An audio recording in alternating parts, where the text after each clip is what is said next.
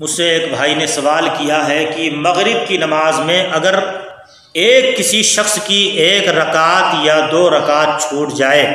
تو ایسی صورت میں امام کے سلام پھیرنے کے بعد وہ نمازی جس کی 1 یا 2 رکعت مغرب کی فرض نماز کی چھوٹ گئی ہے وہ امام کے سلام پھیرنے کے بعد اپنی 1 یا 2 رکعتیں کیسی پوری کریں گے؟ تو السلام علیکم ورحمۃ اللہ وبرکاتہ۔ میں محمد پیر بخش حشمتی آپ تمامی ناظرین کا اپنے اس چینل میں سواگت کرتا ہوں، استقبال کرتا ہوں۔ آپ حضرات سے گزارش ہے کہ اگر ہمارے چینل کو آپ حضرات نے ابھی تک سبسکرائب نہیں کیا تو دوستو چینل کو سبسکرائب ضرور کر دیں، بیل کا آئیکن بھی دبا دیں۔ دوستو تو آپ یہ جان لیں کہ مغرب کی نماز میں اگر کسی شخص کی 1 رکعت چھوٹ گئی ہے، 1 رکعت اگر کسی کی چھوٹی ہے تو وہ اپنی 1 رکعت کیسے پوری کرے؟ تو دوستو اس کا جواب یہ ہے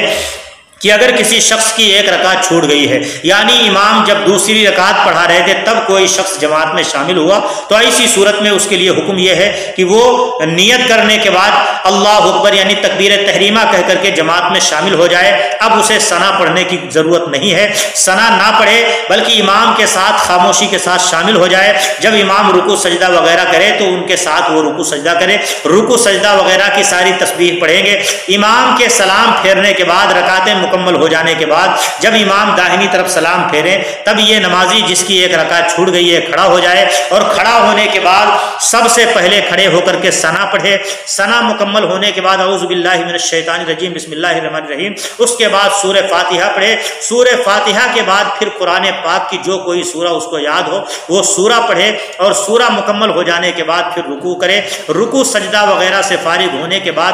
قاعدے میں بیٹھ کے اتحیات پڑھے، اتحیات کے بعد درود شریف پڑھے، اس کے بعد دعائے معصورہ پڑھیں، اور دعائے معصورہ پڑھنے کے بعد دونوں طرف سلام پھیر دیں۔ تو دوستو یہ رہا 1 رکعت اگر کسی کی چھوٹ گئی ہے تو 1 رکعت نماز پڑھنے کا طریقہ۔ اب اگر کسی شخص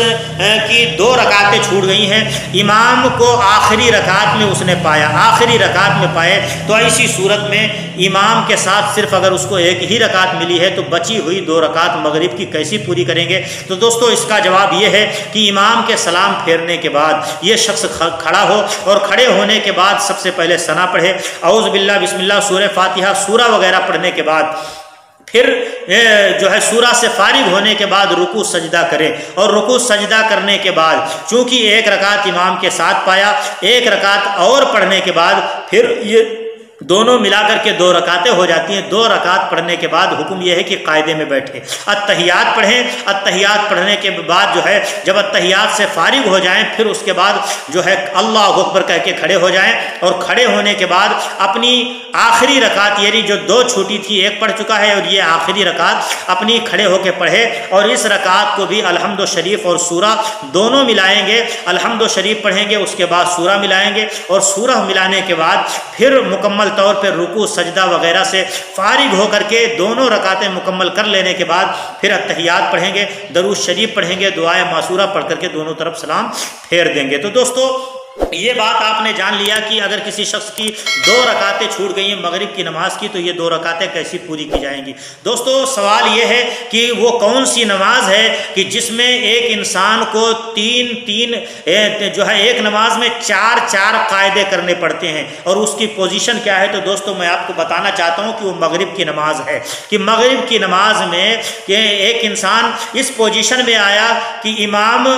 دوسری رکعت میں اتحیات پہ بیٹھے ہوئے امام کو پایا۔ اگر کوئی مقتدی جو ہے امام کو دوسری رکعت میں قاعدے میں اتحیات میں پائے تو ایسی صورت میں جب وہ شامل ہوں گے تو ان کا طریقہ یہ ہوگا کہ وہ اللہ اکبر کہہ کے نیت باندھیں، اور نیت باندھنے کے بعد پھر دوسری مرتبہ اللہ اکبر کہہ کر کے قاعدے میں جائیں گے، اور قاعدے میں گئے تو قاعدے میں شامل ہو گئے۔ تو دوستو اس طرح سے قاعدے میں شامل ہوں گے، اور شامل ہونے کے بعد امام کے ساتھ اس کو صرف 1 رکعت ملے گی، مگر جب وہ شامل ہوا اس وقت بھی وہ قاعدے میں تھا، اور پھر امام جب تیسری رکعت پڑھنے کے بعد قاعدے میں بیٹھیں گے تو وہاں پہ بھی وہ قاعدے میں بیٹھیں گے، تو امام کے ساتھ اس کو 2 قاعدے مل جائیں گے، 2 قاعدے ملے اور رکعت صرف اس کو 1 ہی ملی۔ تو دوستو امام کے سلام پھیرنے کے بعد جب یہ شخص 2 رکعت پوری کرنے کے لیے اپنے جو ہے 2 رکعت پوری کرنے کے لیے کھڑا ہوگا تو یہ کھڑا ہونے کے بعد پہلی رکعت پڑھ کر کے 1 رکعت پڑھ کے پھر سے قاعدہ کریں گے۔ تو دوستو اس طرح سے اس کے 3 قاعدے ہو گئے، اور یہ 3 قاعدے ہونے کے بعد اس قاعدے میں بھی اتحیات پڑھنے کے بعد اتحیات سے فراغت کے بعد اللہ اکبر کہہ کے پھر کھڑے ہو جائیں گے، اور کھڑے ہونے کے بعد